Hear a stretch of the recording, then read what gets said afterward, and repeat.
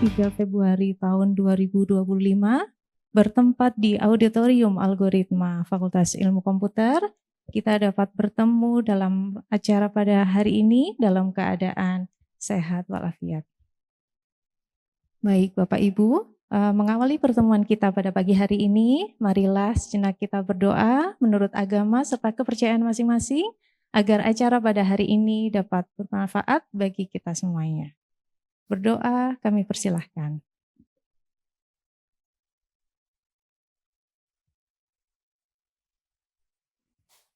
Berdoa selesai. Baik Bapak Ibu, berikut susunan acara kita pada hari ini, hari Senin tanggal 3 Februari tahun 2025. Yang pertama yaitu nanti pengantar atau pembukaan workshop oleh Bapak Dekan Fakultas Ilmu Komputer. Yang kedua dilanjutkan dengan materi dari Ibu Rekian, cara memotivasi dalam pembelajaran untuk mahasiswa Gen Z.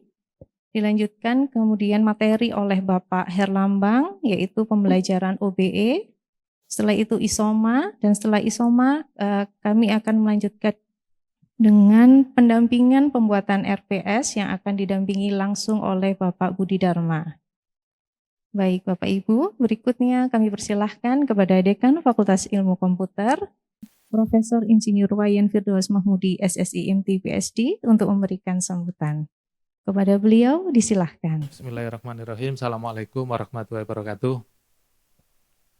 Jadi biasanya pertanyaannya dari teman-teman sama, kenapa tiap jeda semester seperti ini diadakan acara gitu ya? Tentu yang pertama silaturahim. Karena kalau nggak ada acara seperti ini biasanya nggak ngumpul. Karena kan jadwalnya beda-beda, apalagi tidak ada ngajar, paling hanya datang untuk nguji kalaupun ada, dan ini sudah habis gitu ya. Jadi itu. Yang kedua, untuk sarana sharing. Meskipun kita sudah menguasai bidang tertentu, tapi kadang-kadang beberapa aspek teknis kita belum sempat untuk mempelajari secara mandiri. Nah, mungkin ada teman yang sudah belajar terlebih dahulu, nah ini biasanya lebih enak.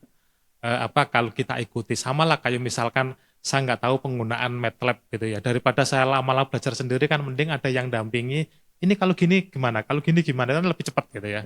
Jadi ini sarana sharing kita, dan tentu teman-teman kan tetap bisa sambil bekerja gitu ya, ngupdate materinya untuk semester berikutnya.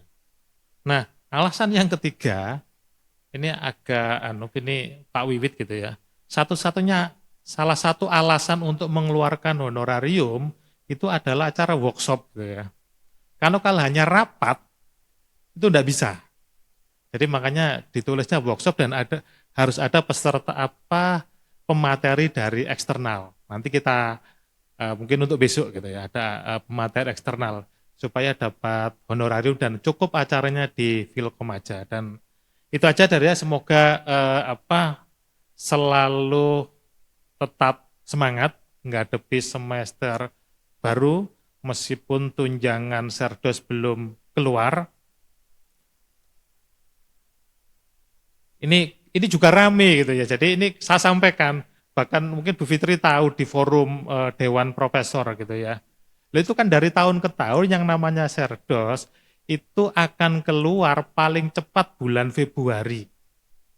Kenapa? Di bulan Januari itu baru direkap siapa saja yang berhak. Karena kan itu berdasarkan BKD semester lalu gitu ya. Jadi ini masih proses rekap, setelah itu harus keluar pertor siapa saja yang berhak baru diajukan ke kementerian. Jadi kira-kira seperti itu gitu. Jadi selalu dari tahun ke tahun paling cepat bulan Februari, itu pun pertengahan. Kalau agak lambat ya nanti bulan Maret.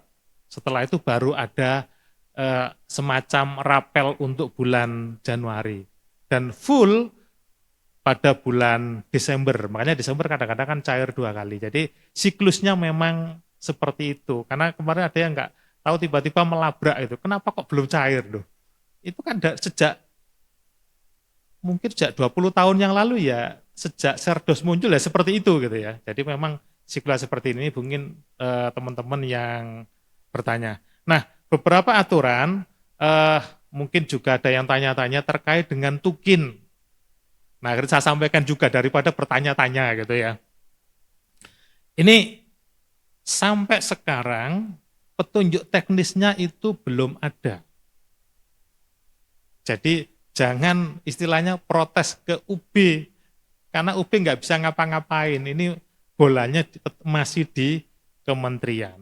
Nah, begitu kementerian memutuskan nanti ada tukin, itu nanti masih dipilah lagi. Apakah dibayar sesuai dengan yang ada di peraturan menteri tersebut. Yang profesor 19 juta, lektor kepala 11 atau 12 gitu ya, dan seterusnya. Karena kebijakannya nanti, ini dugaan saya, yang dibayarkan itu selisihnya. Karena dosen sudah mendapatkan serdos dan remunerasi. Artinya nanti dihitung misal guru besar, itu kan dapat 19 juta. Nah selama ini katakanlah dari tunjangan guru besar sudah dapat katakanlah 12 juta, ya selisihnya aja yang dibayarkan. Kira-kira seperti dugaan saya seperti itu nanti gitu. Jadi tenang saja gitu ya, ditunggu. Kalau mau protes, protesnya jangan ke UB tapi langsung ke kementerian. Dan bukan Kementerian Pendidikan, Kementerian Keuangan. Jadi itu saya juga agak heran, Kementerian Pendidikan Tinggi, Kemenristek Dikti kok didemo, padahal statement Pak Menteri kan jelas. Begitu kementerian itu dipecah, anggarannya jadi hilang. Kan dipecah jadi 3 gitu ya. Kementerian Riset Pendidikan Tinggi, Kementerian Pendidikan Dasar Menengah, terus ada satu lagi Kementerian Kebudayaan. Anggarannya tiba-tiba hilang. Nah, sehingga bolanya sekarang di Kementerian Keuangan. Busri gitu ya. Bolanya di situ. Nah, begitu disetujui nanti baru dirumuskan lagi di Kementerian Ristek Dikti. Kira-kira seperti itu teman-teman gitu ya. Jadi sekali lagi bola bukan berada di UB, apalagi bukan juga di Kementerian Ristek Dikti, masih di Kementerian Keuangan. Dan itu jadi bahan diskusi yang cukup seru juga di pimpinan gitu. Jadi sekaligus juga saya menyampaikan perkembangan terbaru seperti itu. Jadi kalau misalkan protes di grupnya Filkom, ya percuma, wong menterinya aja nggak bisa, apalagi di fakultas gitu ya. Jadi kira-kira seperti itu perkembangannya. Tentu kita berharap kita mendapatkan hak kita yang sudah mungkin 5 tahun ya, mungkin Pak Arwan yang paling hafal ini. Ya memang hak kita gitu ya, sudah diundangkan 5 tahun yang lalu sampai sekarang kok belum gitu ya. Tapi ya kadang-kadang kita terlupa karena kebanyakan tugas ngisi BKD jadi lupa menuntut haknya gitu ya. Itu aja dari saya. Semoga semuanya berjalan dengan baik, teman-teman juga bisa mengikuti dengan baik juga. Demikian, Assalamualaikum warahmatullahi wabarakatuh. Acara selanjutnya yaitu pemaparan dari Ibu Rekyan Regasari Mardi Putri STMT PhD tentang cara memotivasi dalam pembelajaran untuk mahasiswa Gensi. Kepada yang terhormat Ibu Rekyan Regasari Putri PhD, dipersilahkan. Assalamualaikum warahmatullahi wabarakatuh. Selamat pagi. Ya, iya memang ngagetin. Iya, mohon maaf sebelumnya ini bapak-bapak yang senior tidak ada atau ibu-ibu yang senior tidak ada acara berikutnya begitu. Saya grogi asli. Iya, jadi disclaimer dulu nggih, bahwasannya karena saya tidak tahu, mungkin saya diamanahkan karena kemarin evaluasinya jelek sekali begitu ya, sehingga harus belajar lebih, tapi saya pikir kayaknya semuanya juga akan dapat giliran, jadi gantian saja, jadi ya wis lah, walaupun izin saya juga belum terlalu selesai mempersiapkan, ini cari apologi dulu, saya belum selesai mempersiapkan, jadi kita mungkin lebih banyak diskusi saja begitu tentang ke atas ke judul dulu saja. Iya, ya baik. Kita coba supaya agak ini ya, karena pagi-pagi agak dingin. Kalau tadi pagi, jawabannya adalah pagi. Kalau saya tanya apa kabar, kira-kira dari sini satu kata saja apa? Apa kabar? Jawabannya? Oh, luar biasa. Waduh, baik. Karena Pak Rizwan lebih keras, saya pakai luar biasa. Kalau dari sini? Alhamdulillah, Masya Allah. Soli semua. Baik, karena kita pakai satu kata, kita pakai yang luar biasa saja ya. Karena mungkin, oh iya.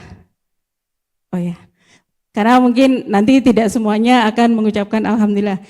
Saya coba, jadi kalau saya menyampaikan pagi, silahkan dijawab pagi. Kalau apa kabar, jawabannya luar biasa. Pagi! Oke, apa kabar?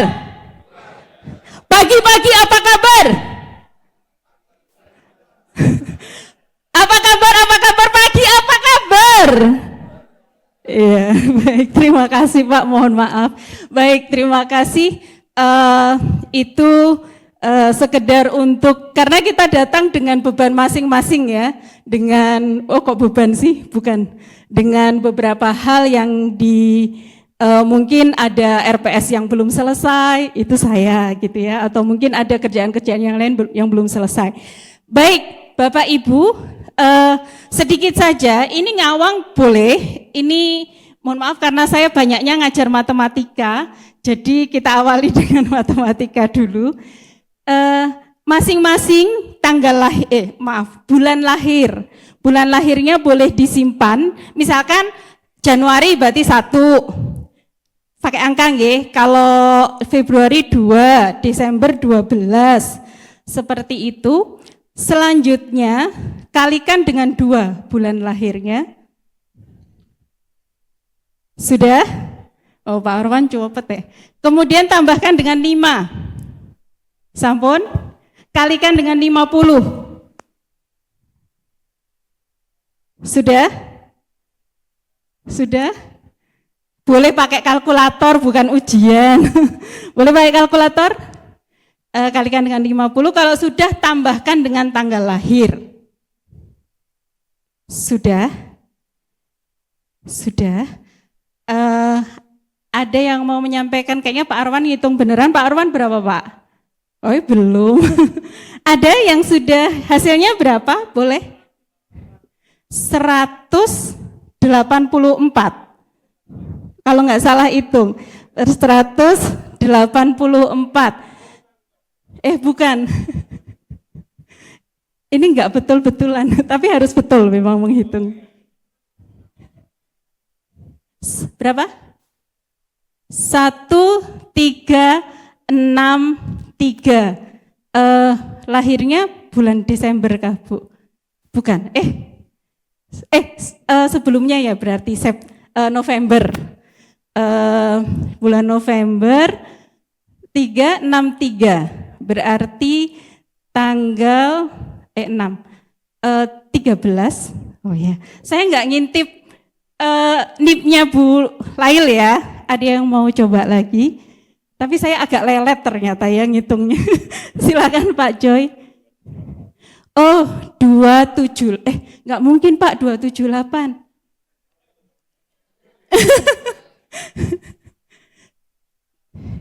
...654. Ini berarti bulannya sama kayak saya, April, tanggal 4. Ya, oke. Baik. Ada yang lain lagi? Bu Dian, Bu, saya tahu NIP-nya jenengan onda. Berapa, Bu? 869, berarti tanggal lahirnya adalah 19 8 ya tadi, 869, 19 Maret. Baik, cukup ya, cukup baik. Kita lanjut saja. Jadi sebenarnya ini saya sudah sedikit mulai masuk ke materi. Artinya ketika kemarin diminta oleh Bu Faiz untuk materinya cara pembelajaran, cara motivasi pembelajaran mahasiswa Gen Z begitu ya. Itu salah satu hal. Artinya sebenarnya salah satu yang menarik untuk mereka motivasi itu adalah kemudian kita hadir di kelas tidak dengan rutinitas yang seperti biasa gitu ya. Begitu datang pokoknya hadir buka laptop, nyala tuh sudah, kita langsung bercerita. Nah itu tadi beberapa hal yang bisa kita gunakan. Tapi tentunya disclaimer-nya adalah sesuai dengan stylenya masing-masing. Saya tidak akan meminta panjenengan yang stylenya memang sudah apa istilahnya berwibawa begitu untuk misalkan harus yang melucu atau gimana, tidak. Tetap semua sesuai dengan stylenya masing-masing. Nah, apa yang saya sampaikan sebenarnya mungkin lebih kepada ya sedikit banyak itu yang saya lakukan begitu. Misalnya di awal itu bisa seperti tadi ya, untuk sekedar membuat mereka bisa tertawa bareng-bareng gitu aja, supaya frekuensinya sama begitu. Termasuk ini sebenarnya kalau di dalam teori quantum teaching itu tumbuhkan gitu ya, kan tandur ya, ada ditumbuhkannya. Jadi menumbuhkannya dengan apa? Karena biasanya kalau saya ngajar, ini kok udah jalan kemana-mana ya. Kalau saya ngajar yang matematika begitu ya, maka akan kesini-sini gitu. Dan ada matematika, statistik dan sebagainya. Ada buku kan matematika sebagai hiburan. Itu satu buku itu luar biasa. Ternyata tentang angka itu manfaatnya yang itu betul-betul bisa menumbuhkan kita. Bahkan belajar biasanya prolog saya untuk pengenalan pola juga itu. Karena ada banyak pola yang bisa kita kenali di angka-angka maupun di alam semesta yang berhubungan dengan angka. Jadi tinggal kita memang menggalinya yang harus lebih dalam lagi. Baik, nah karena kita bicara tentang Gen Z, jadi kita awali dari siapa sih Gen Z begitu. Tapi saya rasa ini sudah tuntas ya, kayaknya tahun berapa itu kita pelatihan yang di hotel apa, kayaknya saya udah lupa semuanya. Itu bersama beliau dosen yang juga influencer begitu ya. Saya rasa sudah tuntas semuanya. Ini hanya rangkuman sekilas. Memang kalau kita baca ada beberapa yang beda-beda ya masalah tahunnya. Saya baca beberapa pakai 2000 Gen Z itu 96 sampai 2012. Tapi kalau saya mengikuti dari para kemarin kebetulan baru mengikuti kegiatan tentang Gen Z dari para psikolog dan psikiater, itu yang dipakai ini gitu. Jadi ternyata kalau pakai ini saya masih masuk milenial. Selama ini saya merasa saya Gen X, tapi memang X sih aslinya gitu ya. Jadi nah ini perbedaan-perbedaan yang ada secara singkat saja. Di Gen Z ini akan lebih menghargai keberagaman, perubahan sosial, suka berbagi, berorientasi target. Sedangkan generasi-generasi sebelumnya itu berbeda-beda. Misalkan baby boomers itu petualang, optimistik dan lain sebagainya. Kemudian generasi X, individualis, luas, skeptis dan lain sebagainya. Yang ingin saya garis bawahi di sini, karena saya yakin panjenengan semua sudah paham, karena dulu kayak kita pagi sampai sore begitu ya belajar tentang Gen Z. Yang ingin saya garis bawahi bahwa apapun karakter mereka hari ini itu bukan kesalahan mereka gitu. Kalau sering dikatakan bahwasanya ini generasi stroberi gitu ya. Dari luar terlihat cantik, indah karena mereka sangat digital ya, sangat menguasai digital dan lain sebagainya, sangat terlihat pintar begitu, tapi di dalamnya rapuh begitu. Mungkin ya rapuhnya bisa kita lihat ya dari beberapa kasus yang ada. Kadang karena nilai jelek satu saja itu sudah pengen mengakhiri hidupnya. Itu terjadi begitu. Ketika dibilang namamu kok kayak nama ibu-ibu begitu, itu mikirnya berhari-hari. Ini kejadian benar yang baru, karena saya juga mendampingi beberapa teman-teman Gen Z, baik yang SMP, SMA, kuliah sampai ibu-ibu muda. Itu ada yang kemarin berhari-hari itu curhatnya masalah itu terus. Karena nama saya dikatakan kayak nama ibu-ibu begitu. Padahal itu kan terus kenapa gitu loh kan seperti itu. Tapi ketika dikatakan seperti ini, sebenarnya kan mereka adalah produk dari lingkungannya, produk dari zamannya. ketika di zaman baby boomer itu mungkin masih masa-masa awal kemerdekaan, masih masa perjuangan, begitu kan? Sehingga memang masih seperti itu, sehingga generasi X kemudian di masanya berbeda. Kita berbeda, kita mungkin masih dalam kondisi yang maksudnya kalau zaman saya nggih, TV itu masih pagi enggak ada ya, hari Minggu saja ada si Unyil dan seterusnya. Tapi TV mulai malam dan ya acaranya itu-itu saja. Jadi kita dibentuk oleh lingkungan untuk seperti itu dan seterusnya. Kalau sekarang generasinya menjadi generasi seperti itu adalah sangat wajar. Karena mereka satu, kalau dulu misalkan kita di sekolah mau ada bullying, sekarang istilahnya bullying, secara fisik maupun secara verbal, itu kalau kita ngadu ke orang tua kan mungkin malah tambah lagi mendidiknya kita.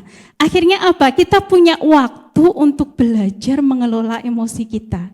Oh, ketika saya dikatakan seperti ini itu bagaimana? Dulu kan biasa ya, kalau zaman saya sekolah nggih, mungkin jenengan sebagian besar di antaranya jauh lebih muda daripada saya. Di zaman saya sekolah tuh dipanggil dengan nama orang tua itu kayak biasa aja gitu. Nah, tapi kemudian memang semakin ke sini semakin berubah.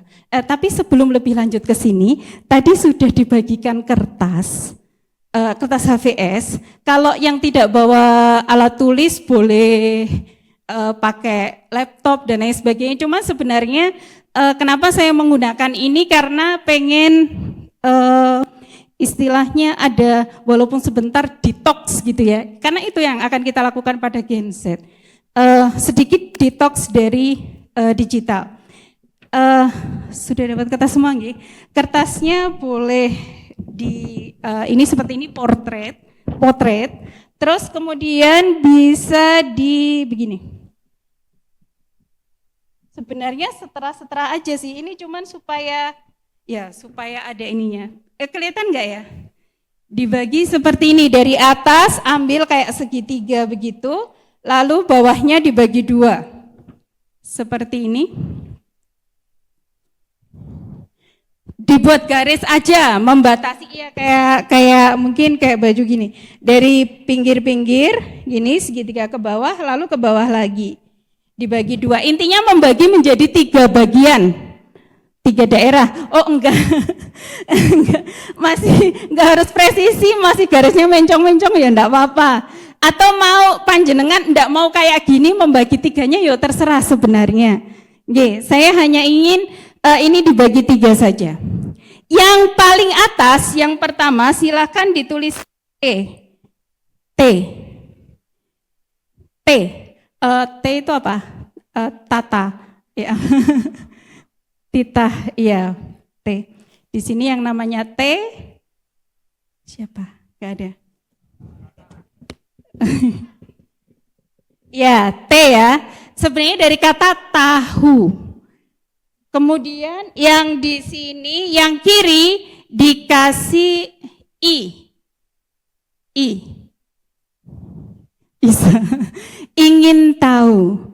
Yang di kanan dikasih huruf O di atasnya, huruf O. Nah, ini yang di T silahkan kemudian dituliskan secara singkat saja, cepat, apa yang panjenengan sudah ketahui mengenai Gen Z. Ini tadi ada screeningnya sebentar, sehingga sekedar mengingatkan kembali apa yang sudah panjenengan ketahui. Jadi ini saya modelnya langsung aja ya sambil kita praktek. Ini yang sebenarnya akan kita lakukan pada Gen Z, pada mahasiswa. Apa yang jenengan ketahui, tulis saja berapa poin apapun. Silakan. Ndak usah googling, ndak usah tanya Meta AI, ndak usah tanya ChatGPT. Sepengetahuannya panjenengan. Kalau Pak, kan banyak yang Gen Z juga ya. Masih masuk Gen Z. Ada beberapa ya. Pak Hasbi masuk Gen Z nggak sih? Iya, bisa menulis tentang dirinya sendiri. Sampun? Ya, kita batasi waktu saja. Ini sebenarnya kalau di kelas boleh sambil dikasih irama-irama yang ada kan kalau kita googling gitu, irama-irama yang untuk ini belajar, untuk mendampingi mereka menulis, itu juga bisa. Akan lebih ini lagi. Tapi mohon maaf sekali lagi seperti yang saya sampaikan, saya belum selesai mempersiapkan diri. Sudah saya cukupkan. Nah, kemudian bagian yang I, nulisnya nggak usah lengkap, nggak apa-apa. Yang penting kata kuncinya ada. Tuliskan ingin tahu, apa yang panjenengan ingin ketahui tentang Gen Z atau terkait dengan tema kita hari ini. Motivasi belajar untuk Gen Z. Nah, itu silakan. Jadi ini supaya karena saya juga tidak punya ilmu, jadi supaya tidak saya yang berbicara, karena panjenengan semua yang jauh lebih paham dan kemudian juga pengalamannya juga saya rasa jauh lebih luar biasa. Saya banyak belajar dari Bapak Ibu semua yang ada di sini. Oke, sudah I-nya? I-nya sudah, O-nya biarkan saja. O-nya itu nanti untuk oh itu. Jadi setelah selesai pembelajaran, kita ajak diri kita untuk mengevaluasi dari pembelajaran pokok bahasan ini, apakah saya jadinya sudah paham, sudah tahu apa yang tadi jadi pertanyaan saya. Itu membuat mahasiswa akan selalu mengevaluasi bahkan tiap pertemuan, begitu ya. Jadi dia akan Nah, I, kenapa harus ada I? Karena saya rasa semua ilmu pengetahuan, semua teknologi yang ditemukan berasal dari rasa ingin tahu. Kalau di kecerdasan buatan ada Alan Turing yang berangkat juga dari pertanyaan. Apakah mesin bisa berpikir dan bertindak seperti manusia? Jadi sebenarnya kata kuncinya adalah tanda tanya. Ketika kita mau memotivasi seseorang untuk belajar, yang motivasi itu kan secara umum ada intrinsik, ada ekstrinsik. Memunculkan motivasi intrinsiknya adalah dimunculkan rasa ingin tahunya. Memunculkan rasa ingin tahunya dengan dipaksa. Ini salah satu model saja, nanti modelnya bisa bermacam-macam. Nah, saya boleh minta tolong satu orang saja membacakan apa yang sudah diketahui dan ingin diketahui. Ada Bapak Ibu? Oke, matur nuwun Bu Rekian atas kesempatannya. Selamat pagi juga Bapak Ibu. Ini hasil observasi di kelas gitu ya Bu ya, karena saya juga kebetulan bukan Gen Z tapi milenial. Setahu saya Gen Z itu mereka sangat suka sama hal baru, open minded sekali. Kemudian fleksibel di sini adalah dalam hal nggarapnya sakarepe dhewe.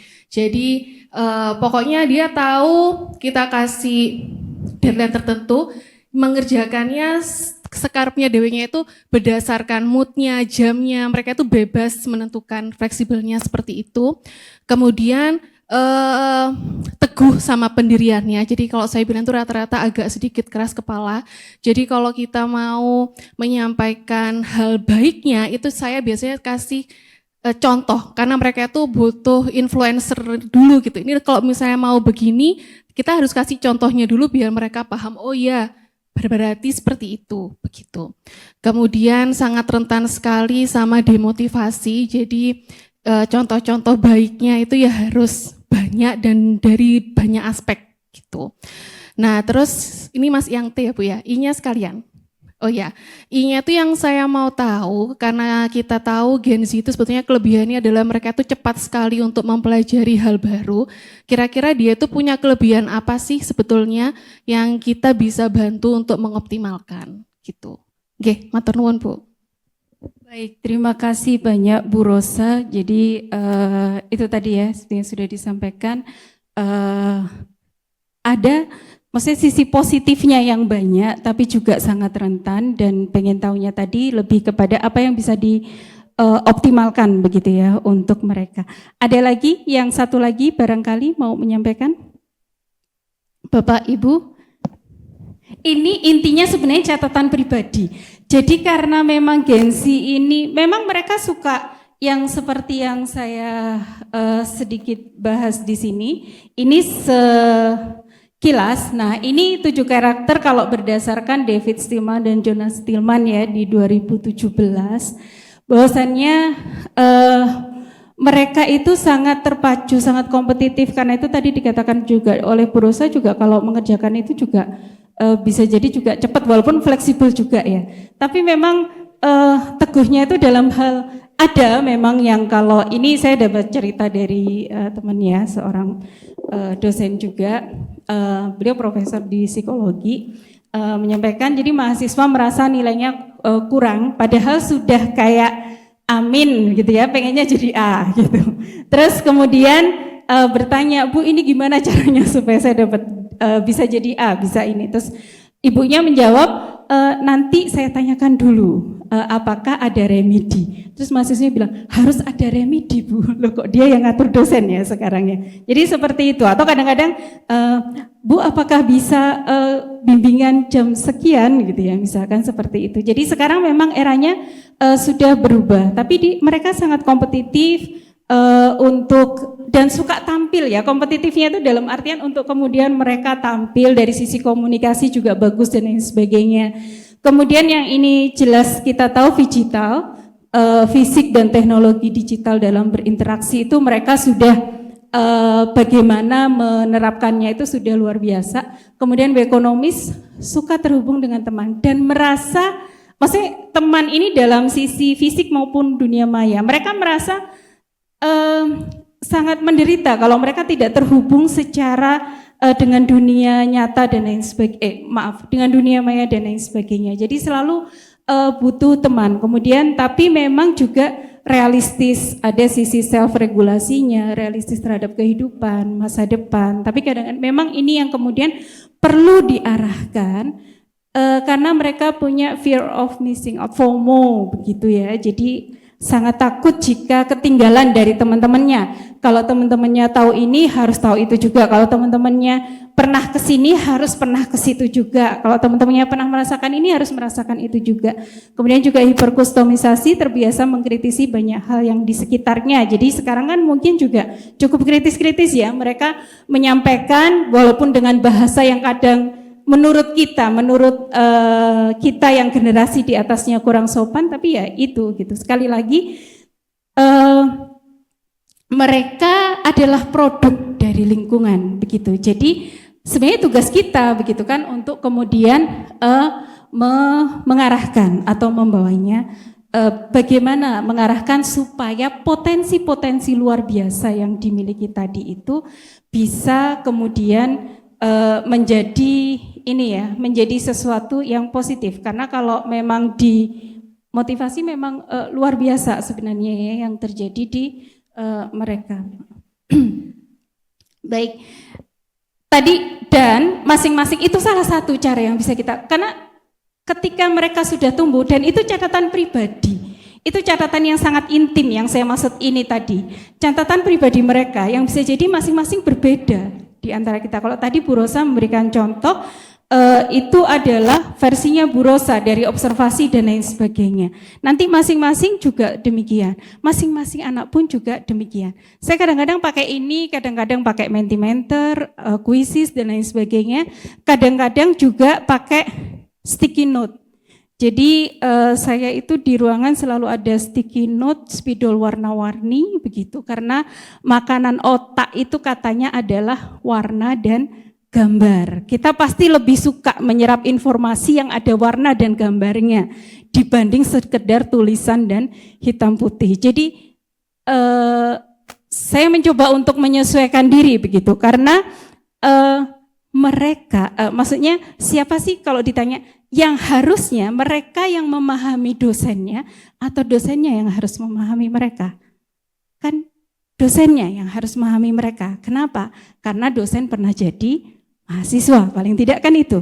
Sehingga kita yang harus bisa memahami, kalau istilah di quantum teachingnya, kita yang masuk ke dunia mereka begitu. Jadi ini sebenarnya salah satu contoh aja untuk catatan pribadi supaya mereka punya rasa ingin tahu, dan kemudian itu bisa kita minta, maksudnya di buku catatan bisa kita minta untuk tempel dan lain sebagainya. Setelahnya mau misalkan dibuat mind map untuk mengingat dan sebagainya juga bisa. Nah, Kemudian motivasi. Sebenarnya kalau secara umum motivasi, tadi kan kalau jenisnya ada intrinsik dari dalam dan ada ekstrinsik dari luar. Nah, kalau secara bagaimana caranya memotivasi, secara umum tuh ya cuman ada dua dan jenengan sudah sangat mengetahui semuanya tentang ini, yaitu yang pertama itu adalah kita kan motivasi itu intinya dorongan ya, minat, sesuatu yang akan mendorong seseorang untuk melakukan sesuatu. Nah, itu bisa kita mendorongnya dengan keharapannya. Jadi didorong untuk bagaimana mencapai harapannya. Kita beri, kalau ini dilakukan maka akan dapat begini, begini, begini. Nah, ini jatuhnya diimplementasinya bisa berupa reward, bisa berupa poin, apresiasi, dan lain sebagainya. Nah, di satu sisi adalah sebaliknya, kita memotivasi dengan memberitahu bagaimana agar terhindar dari sesuatu yang tidak disukai, terhindar dari penderitaan atau suffering. Jadi kita mengatakan kalau tidak melakukan ini maka akan begini. Nah, itu jatuhnya ke konsekuensi, hukuman, dan lain sebagainya.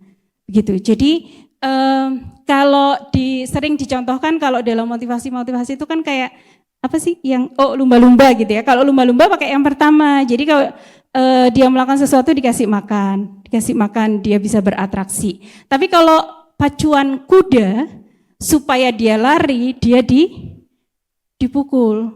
Kalau kamu nggak lari tambah kenceng, kamu tambah dipukul. Ibaratnya seperti itu. Ini monggo saja, sah-sah saja semuanya, keduanya untuk dilakukan. Saya pribadi memang lebih banyak di yang pertama. Ya mungkin itu karakter masing-masing ya. Jadi saya itu jarang sekali memberikan, maksudnya akan sedikit sekali kecuali ini. Tapi sekali lagi itu masing-masing. Kita mau di sana atau di sini juga terserah. Nah itu secara umumnya saya coba membuat ini sesederhana mungkin PPT-nya ya. Saya hanya 7 slide. Nah terus bagaimana dalam pembelajarannya? Dalam pembelajarannya, maka ini juga sekali lagi ini tadi biar cepat aja, begitu saya rangkum dalam 3 ini. Sebenarnya banyak sekali dan ini juga sebenarnya hasil saya belajar dari panjenengan semua. Yang pertama itu istilahnya tadi ya, coba Bapak Ibu saya minta tolong mungkin tangannya kan kita sering di laptop dan lain sebagainya. Coba di gini-gini kan bisa biar agak rileks tangannya. Ya boleh. Oke, boleh ke depan. Oke, ke samping. Boleh digenggam. Oke, ikuti apa yang saya katakan. Boleh diperhatikan ke saya, ikuti apa yang saya katakan. Taruh di dagu. Taruh di dagu. Di dagu. Di dagu. Ya. Di dagu. Di dagu masih ada? Oh oke. Masih ada yang iya, ini sudah berulang kali dilakukan oleh orang, tapi kita selalu kena. Kenapa? Kadang-kadang mahasiswa itu mungkin salah melakukan apa yang kita katakan. Tapi mereka tidak pernah salah meniru apa yang kita lakukan. Karena itu tadi kalau dikatakan Bu Rosa harus kasih contoh yang baik, dan contoh baiknya itu harus banyak dulu. Gitu. Artinya mereka nggak pernah salah meniru apa yang, dan dosen itu maksudnya guru ataupun dosen karena di depan semuanya berbicara. Semuanya, saya masuk semuanya berbicara, itu pakaian kita berbicara, gadget kita bahkan juga berbicara begitu ya. Jadi tidak hanya apa yang kita katakan itu yang berbicara, tapi kadang-kadang mahasiswa itu yang dilihat ya aneh-aneh. Saya tuh sedih ketika melihat, kadang kan ada nomor ketua kelas yang kita simpan begitu ya. Suatu saat ada statusnya dosen sedang ngajar, menyampaikan materi, terus dia video nih semua teman-temannya main game semua.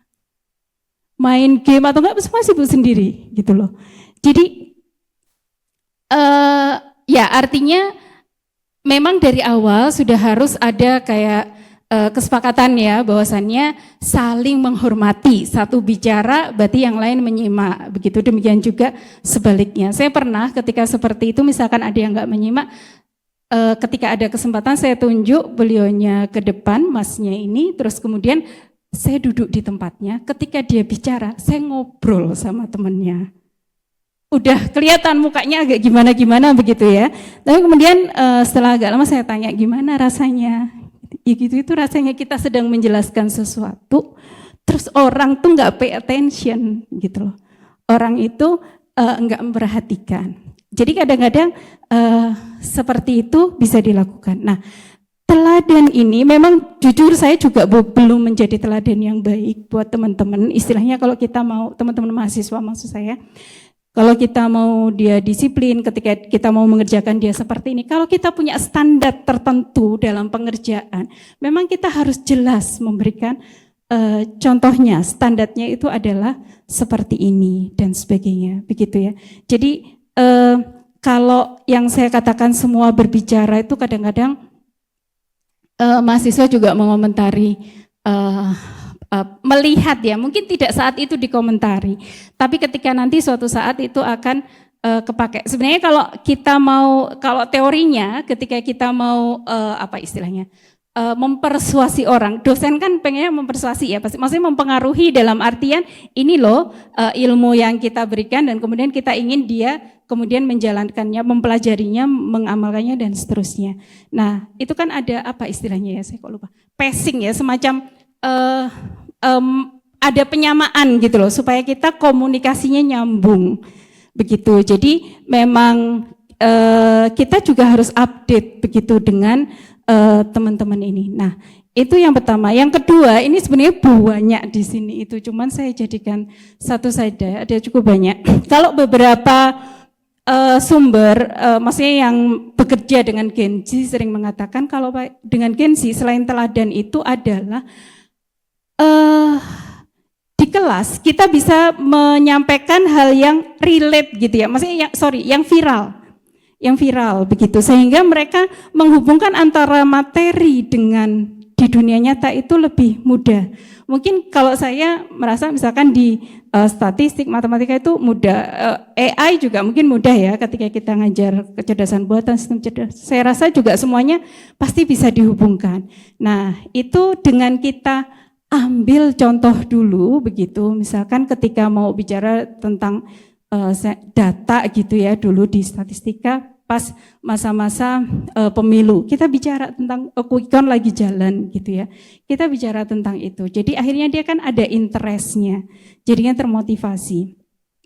Dan jangan lupa bahwasanya mahasiswa kita itu beragam, modalitasnya beragam, ada yang mungkin lebih menonjol di visualnya, ada yang lebih menonjol di auditorinya, ada yang lebih menonjol di kinestetiknya. Nah, kalau saya pribadi memang berusaha mengcover semuanya. Jadi kadang dalam proses pembelajaran, dalam memotivasinya pun semuanya dicoba dilakukan, walaupun tidak dalam satu pertemuan ya, mungkin di pertemuan berikutnya, pertemuan ini pakai lebih banyak di visualisasinya, pertemuan ini lebih banyak memang prakteknya. Pertemuan kapan mungkin ada tetap berceritanya atau penyampaian begitu ya, ceramah itu tetap ada.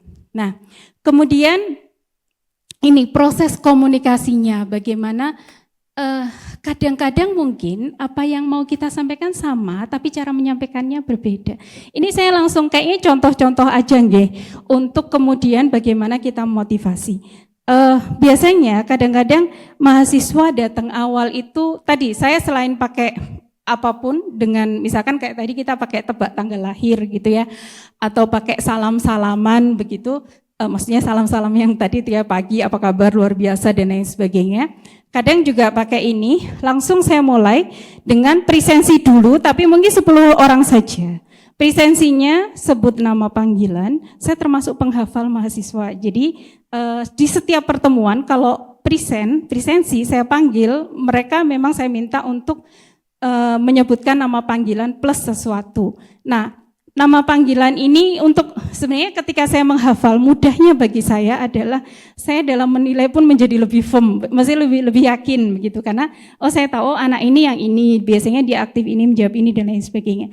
Jadi memotivasi untuk paling tidak belajar pagi, maksudnya belajar awal itu adalah nama, dan saya minta mereka menjawab satu pertanyaan atau melakukan satu hal.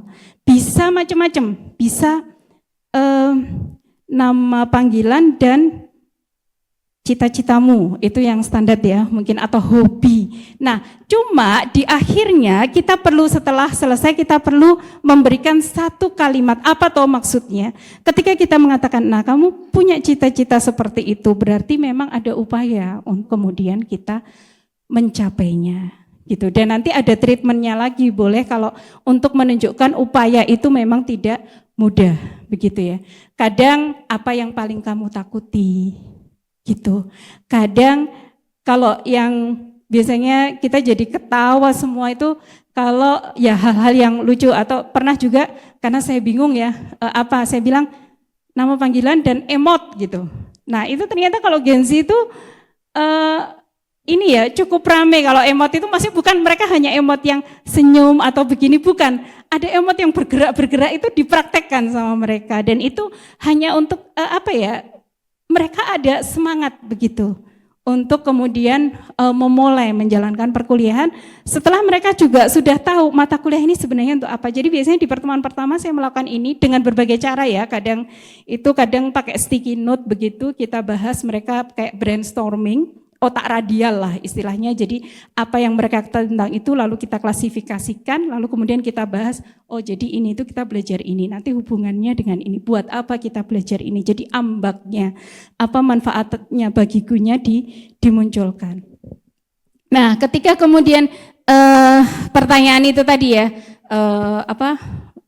mau emot atau apa, kadang-kadang kok di akhir-akhir saya suka, akhir-akhir semester begitu, apa yang paling kamu kangen dari ibu kamu gitu. Setelah itu ada pesannya, tetap intinya semua yang kita lakukan tuh harus punya misi, harus punya pesan. Pesannya adalah orang tuamu itu, ibumu itu yang kamu rindukan, mengharapkan apa? Mengharapkan kalian lulus, di sini belajar dengan baik dan lain sebagainya. Dan saya agak kaget sih waktu itu, pernah dengan pertanyaan itu ada satu mahasiswa tiba-tiba nangis, laki ini ya, cowok nangis, ternyata saat itu ibunya sedang sakit di rumah sakit gitu ya.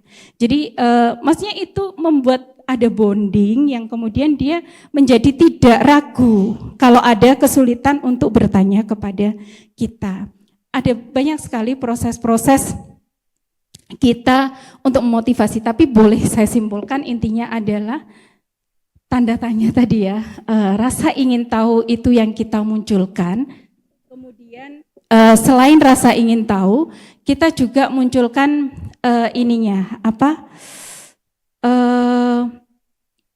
why-nya itu tadi loh, apa yang dia harapkan tadi, makanya kenapa cita-citanya atau kepengennya jadi apa. Mungkin ada yang menjawab serius, ada yang tidak, atau kadang-kadang juga nama panggilan dan kata-kata hari ini, sudah hari itu akan bertebaran kata-kata motivasi yang mungkin akan saling menginspirasi gitu. Jadi saya suka melakukan itu. Oke Mas, kata-kata hari ini begitu. Jadi mereka akan saling dapat inspirasi dari teman-temannya begitu. Karena kalau Gen Z ini maksudnya motivasi itu tadi ya, dua, untuk mencapai harapan sama untuk menghindari penderitaan. Kalau mungkin di dalam Islamnya ada khauf dan roja gitu ya.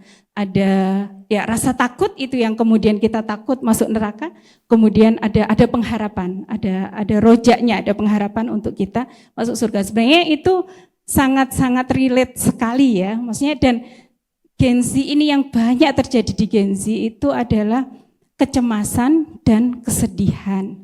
Itu yang banyak terjadi, anxiety dan depresi ya, karena berpikir cukup banyak tentang itu. Nah, dalam proses-proses ini silakan kira-kira apapun bisa panjenengan lakukan, termasuk misalkan poin. Saya baru semester kemarin mencoba untuk melakukan apa yang biasanya saya lakukan untuk siswa-siswa sekolah begitu.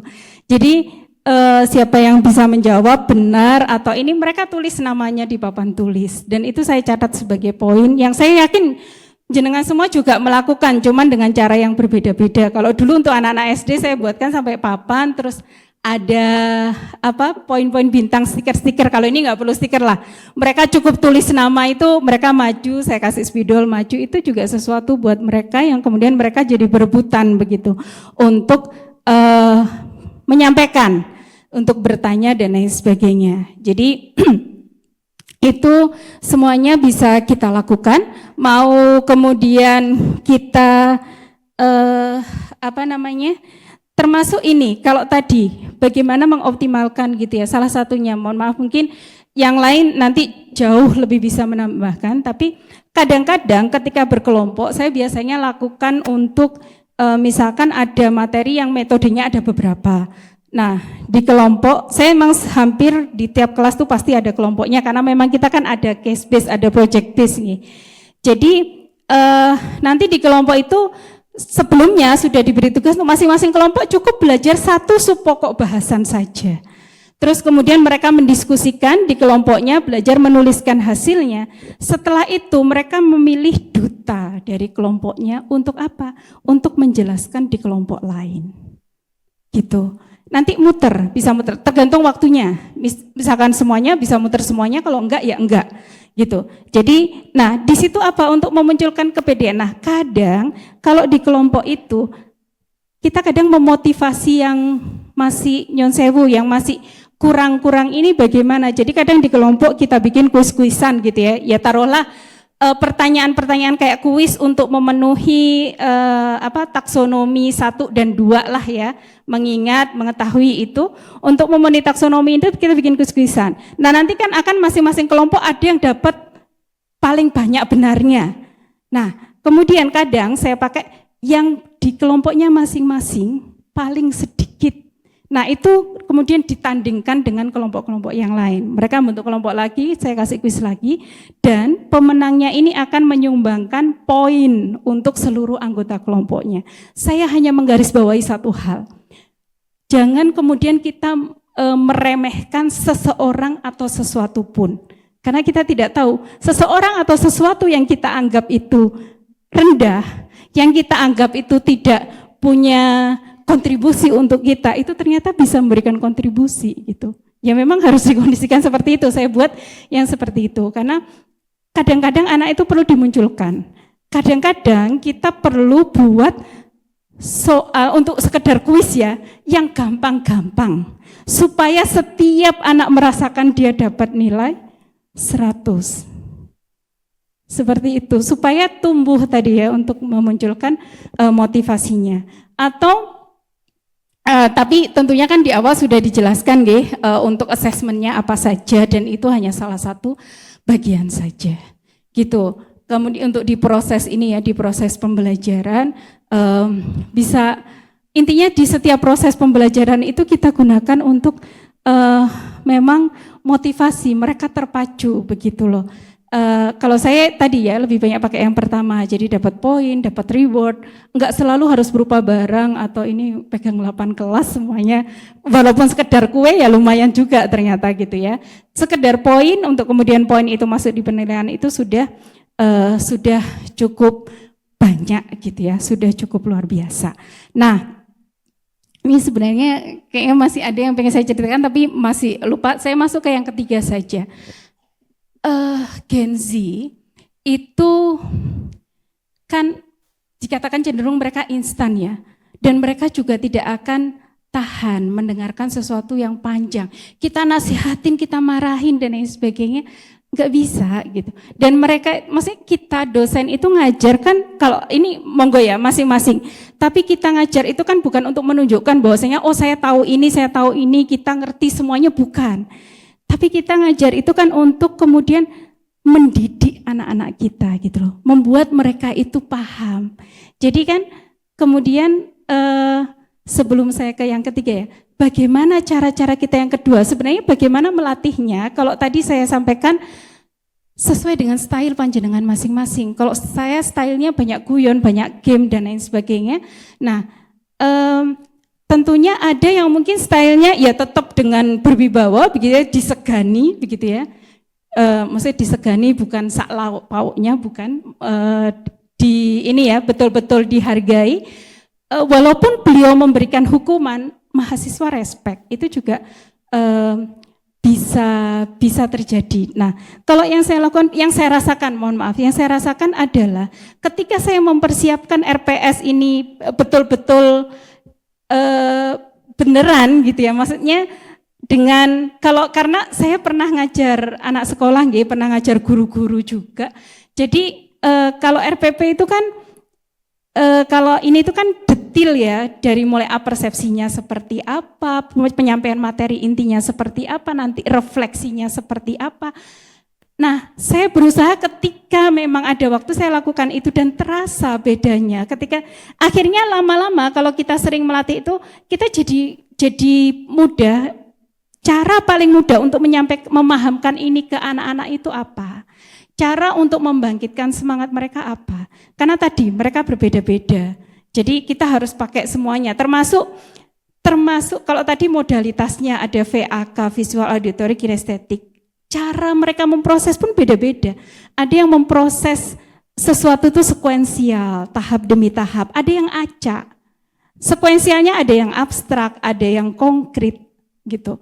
Acaknya juga, ada yang ya abstrak, ada yang konkret. Acaknya juga ada yang abstrak, ada yang konkret. Itu yang kemudian memang kita harus menggunakan berbagai cara. Kadang-kadang perlu juga personal ya. Jadi satu lagi untuk Gen Z itu personalize, itu juga penting. Makanya kan semua apps itu personalize kan. Karena dengan kemudian memahami algoritma ininya, jadi mau pakai Spotify atau apanya semuanya mereka punya personalize. Karena ya seperti itu, kita juga harus, kenapa saya merasa saya perlu mengenali mereka. Ketika saya menyampaikan itu mungkin masing-masing berbeda, dan kadang-kadang kita ajak juga untuk ini ya saling membantu, termasuk ketika ada mahasiswa yang apa istilahnya difabel begitu, biasanya kita bareng-bareng bantunya. Oke, yang terakhir ini adalah mengajak berpikir atau merenung. Jadi saya ingat dulu, saya suka sekali dulu slide pas ngajar matematika diskrit awal-awal banget, itu slide dari Pak Wibi ya, seingat saya, itu selalu ada kata-kata penyemangat. Entah itu biasanya disesuaikan, ya kalau matematika dari tokoh-tokohnya matematika begitu ya, bisa disesuaikan masing-masing. Kita nggak usah sekali lagi tadi Gen Z ini nggak akan masuk, kita ngomong buahnya itu nggak akan masuk. Kalaupun kita marahi, kamu ini sudah dikasih tahu berulang-ulang. Ketika misalkan ya mereka mengajar di depan, mereka mengerjakan, nggak bisa. Terus kita teter, ini kan sudah saya jelaskan, berulang kali sudah saya jelaskan. Itu kayaknya otaknya tambah menciut rasanya. Kalau kita tanya dengan, memang mungkin kadang-kadang perlu sesekali seperti itu, tapi seringnya tidak perlu, jadi dia harus di ini dulu, mungkin ya sesekali kalau misalkan nggak bisa, kenapa nggak bisa, terus kemudian kita bisa katakan gini, kalau kata Bernadia, untungnya masih berputar, saya nggak tahu terusannya sebelumnya, jadi maksudnya ketika mereka seperti itu kan tuh mungkin malah akan rileks dan malah akan bisa begitu ya. Jadi termasuk kalau kata-kata ini nggak perlu panjang. Seperti ini saya contohkan dalam konteks sekarang. Gen Z sekarang mereka menghadapi paparan media itu luar biasa. Mungkin dulu kita nggak aneh-aneh. Ketika berteman ya berteman. Tapi kalau sekarang dengan paparan yang luar biasa itu mudah sekali Gen Z itu overthinking. Ketika jenengan bisa bayangkan ketika temannya berkata, aku tuh gay. Terus dia harus bersikap bagaimana? Dia mau bersikap, Ngapain kamu misalkan seperti itu mau marah-marah, kan Sungkajola ini temanku. Terus dia mau bersikap misalkan nuturi, nanti dibilang so alim dan lain sebagainya. Atau ada yang mengatakan, alah cemen kamu masa masuk tanda tangan dosen gak berani. Misalkan seperti itu. Jadi menjadi kita yang membersamai gengsi memang berat. Karena berbeda dengan kita kan. Kita kayak gak bisa mikir, gimana sih mereka itu kok bisa seperti itu. Kita tuh kayak, jadi berat menjadi kita. Tapi lebih berat menjadi mereka. Lebih berat menjadi mereka yang kemudian menghadapi benturan-benturan idealisme. Menjadi lebih berat menjadi mereka yang kemudian setiap hari paparan itu tidak berhenti. Kalau tadi kita masih punya waktu untuk belajar mengelola emosi kita, mereka tidak punya waktu. Begitu mereka mendapatkan hal yang tidak mereka sukai, mereka bisa langsung posting itu di media, atau mereka bisa melihat banyak hal yang sama yang terjadi yang dituliskan di media, sehingga mereka tidak bisa meregulasi emosinya. Jadi kita yang harus melatih itu, jadi berat gitu loh. Jadi maksudnya posisi kita bukan pada menyalahkan mereka, tapi ayo kita bareng-bareng kemudian membersamai mereka. Nah, ya dengan kata-kata seperti itu, saya yakin panjenengan jauh lebih kreatif. Kalau untuk belajar begitu ya seperti apa, tinggal dilihat mau dari sisi organik dari orang tuanya, dari sisi keinginannya atau cita-citanya, atau dari sisi teman-temannya. Bisa satu kalimat, enggak usah dijelaskan kalimat itu. Mereka akan bisa merenung dan kemudian menjalankannya sendiri. Begitu ya. Jadi yang penting sebenarnya yang bisa kita lakukan adalah semua ini, 3 hal ini adalah stimulasi. Jadi apapun potensi kita, makanya harus luas gitu loh, tidak membatasi. Jadi sehingga seluruh potensi mereka nanti akan muncul dengan berbagai cara. Memang harus, bukan harus ya, kalau saya pribadi karena saya punya banyak kelemahan, sehingga saya berusaha untuk bagaimana menutupinya dengan saya harus kreatif, ini pembelajarannya harus beda-beda begitu. Cara saya menyapa mereka juga harus beda-beda biar mereka termotivasi. Kadang-kadang juga perlu sesuatu yang begini, ini di akhir pamungkas, saya pernah melakukan ini pas perwalian.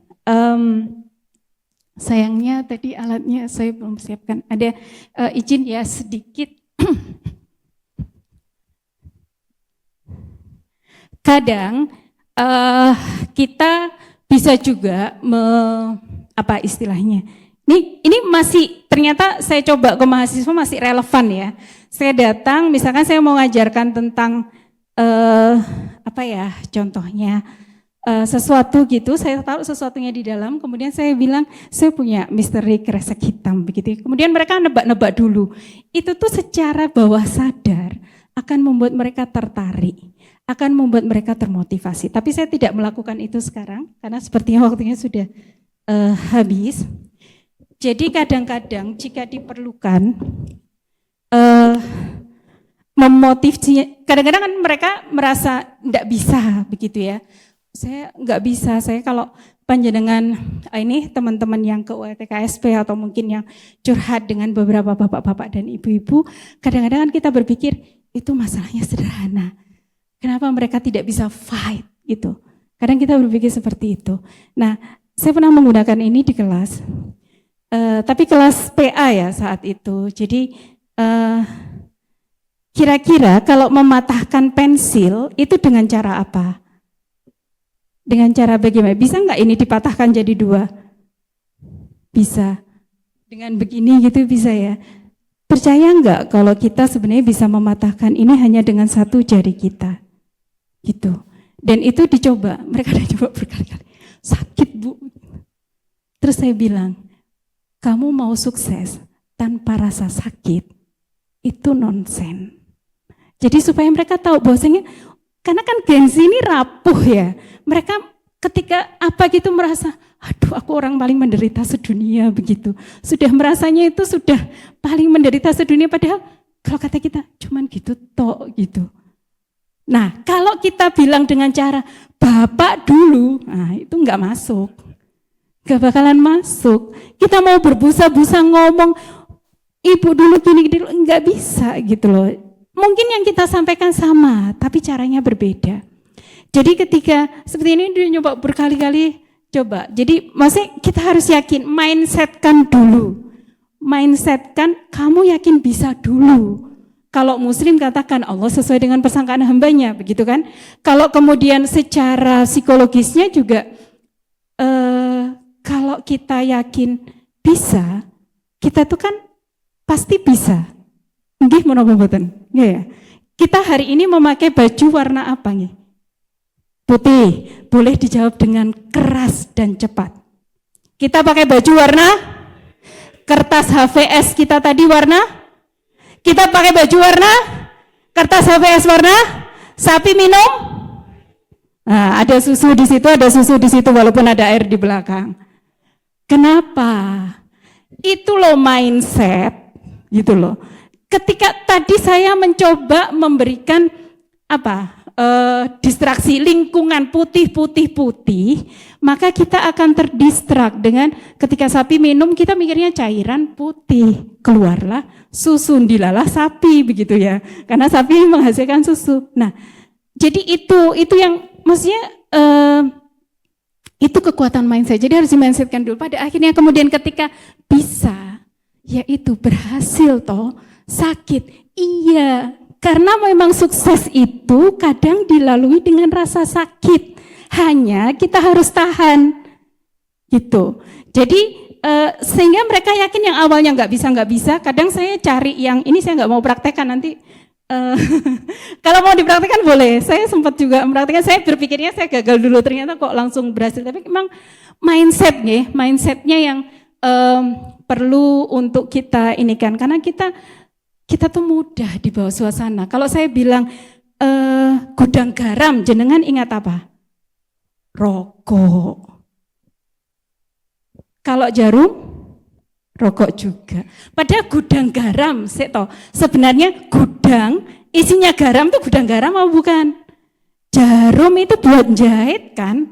Tapi kenapa di pikiran kita pertama itu adalah rokok? Karena kita terinfluence dengan itu loh. Kalau kita kemudian memindsetkan diri kita, maka kita akan bisa. Gitu. Jadi kadang-kadang kalau saya seringnya pakai seperti itu perundungannya atau game-game tapi saya mau ngajak bapak ibu game-game, saya takut kualat koan ya. Jadi dan satunya itu, terus kemudian mungkin pernah atau kita coba satu boleh nggak? Setelah itu kita selesai. Boleh? Kayaknya pada sibuk semua ngerjakan RPS atau tugas-tugas lain ini sepertinya ya. Oke, Bapak Ibu boleh berpasangan. Ini biar terdetoks dari gadgetnya. Boleh berpasangan, putra dengan putra, putri dengan putri, suami istri boleh berpasangan. Berdua gini, ini pasti sudah pernah melakukan ini. Tangan kiri begini, tangan kanan begini, ke temennya, ke gini. Coba berhadapan. Ya. Berdiri boleh berdiri. Oke, stand up please. Oke, silakan berdiri. Stand up please. Ya, biar keluar dari zona. Nah, kayak Pak Budi, ini jari aja Pak, nanti susah kalau begini. Yang tangan kanannya jari telunjuk. Kayak Pak Budi sama Pak Rizal SP. Salah satu, kirinya begini, kanannya begini ke tangan kanan temennya. Ke tangan kiri temennya, ya seperti itu. Nggih, seperti Pak Edi dan Pak Ridho. Ayo, Pak Putra bingung, Pak Fitra sungkan ini sepertinya. Kebalik Pak, yang kanan aja yang begini. Kecuali jenengan kidal, nggak apa-apa. Tangan kiri yang begini, nyun sewu Pak Heru. Nggih, nah, ya seperti itu. Nah, seperti itu. Oke. Nah, ini kita akan menangkap apa ya enaknya? Menangkap apel apel. Jadi ini adalah apel yang mau ditangkap. Ketika saya bilang kata apel, maka harus nangkap. Jadi tangan kirinya harus nangkap, yang punya tangan kanan harus menghindar. Dipahami ya? Dipahami. Jadi berusaha menghindar tapi yang ini berusaha nangkep. Gitu. Oke. Kata kuncinya apa? Keywordnya apel. Baik. Enggak usah 2 kata, 1 kata aja, apel. Oke. Di Filkom sedang ada acara makan-makan bersama. Di sana ada sesuatu yang bulat-bulat, tampak enak sekali. Terus kemudian seseorang berkata, siapa yang mau apem? Apem. Ya. Nah, kemudian, ternyata apemnya memang enak sekali. Nah, setelah makan makanan utama, maka ada dessertnya, ada buah-buahan di sana, ada buah yang hijau. Kemudian, buahnya hijau dan rasanya enak sekali. Kemudian saya bertanya kepada yang menunggu, Bu, saya boleh minta apukatnya? Ya. Oke, baik. Oh boleh Bu, ini apelnya juga Bu. Ada yang kena. Semuanya lepas ya. Baik, terima kasih Bapak Ibu semua. Silakan duduk. Saya hanya ingin menyampaikan itulah mindset dan motivasi. Semakin sering kita memberikan mindset. Tadi mindset yang saya berikan sebenarnya adalah apel. Ketika kita yakin bisa, maksudnya apel tadi sama kayak ketika kita yakin bisa. Apel nih, ketika setiap kali bahkan saya belum menyebut kata apel, masih up. Panjenengan sudah kayak seluruhnya kayak berusaha begini kan, yang ini juga berusaha menghindar. Bahkan mungkin kalau masih hijau gitu, atau kalau kadang saya pakai kucing masih meong gitu, udah gini semua begitu. Karena apa? Karena otak itu adalah pusat syaraf kita, yang pusat syaraf ini kemudian akan menggerakkan seluruh anggota tubuh kita. Kalau kita kemudian mengatakan kita bisa, maka itu juga akan menggerakkan otak kita. Ada seseorang yang dia dikatakan, saya jadi lupa namanya, Alan Ho ya kalau nggak salah. Dia saat itu SD itu terendah, dia dihina teman-temannya karena tidak bisa perkalian. Kemudian dia masuk di SMP yang paling rendah di kotanya. Itu pun dia the best dari bawah. Tapi ketika di SMP itu ada sesuatu yang kemudian merubah mindsetnya. Ketika dia seperti itu, dia dikatakan, Bu, aku kata teman-temanku aku nggak bisa matematika. Terus ibunya bilang apa? Yo le, wong bapakmu yo gak iso matematika, ibumu yo gak iso matematika, yo wajar gitu. Akhirnya putarannya begitu, aku gak iso matematika. Ini maaf ya kalau saya contohkannya matematika, itu tidak hanya matematika. Aku gak iso matematika, itu muter jadi siklus. Akhirnya dia juga gak belajar. Tapi ketika kemudian dia dapat mindset baru, kita semuanya bisa. Maka yang dia lakukan adalah, itu siklusnya bentuk baru. Oh aku bisa, gimana caranya? Belajar. Mungkin tidak mudah, ya itu tadi, yang matahkan pensil tadi. Tidak mudah, pasti ada penderitaan, pasti ada gak enaknya, pasti ada canggungnya. Tapi dia lakukan terus, akhirnya dia lulus SMP dengan nilai baik, masuk SMA terbaik, dan kemudian masuk perguruan tinggi dan jadi 2% mahasiswa terbaik. Ini kisah nyata. Jadi dan kemudian di usia 21 dia sudah punya CEO di beberapa perusahaan. Itu kekuatan mindset yang itu kemudian harus kita tularkan kepada mahasiswa. Jadi tugas kita bukan sekedar memarahi mereka atau sekedar bilang istilahnya mencecar mereka kok gak iso, tapi bagaimana kita melaksanakannya. Mohon maaf jika waktunya berlebih dan saya mohon maaf atas segala kekurangan. Saya akhiri, Assalamualaikum warahmatullahi wabarakatuh. Ada yang ketinggalan, ubur-ubur ikan lele. Saya nggak tahu terusannya. Ya, terima kasih.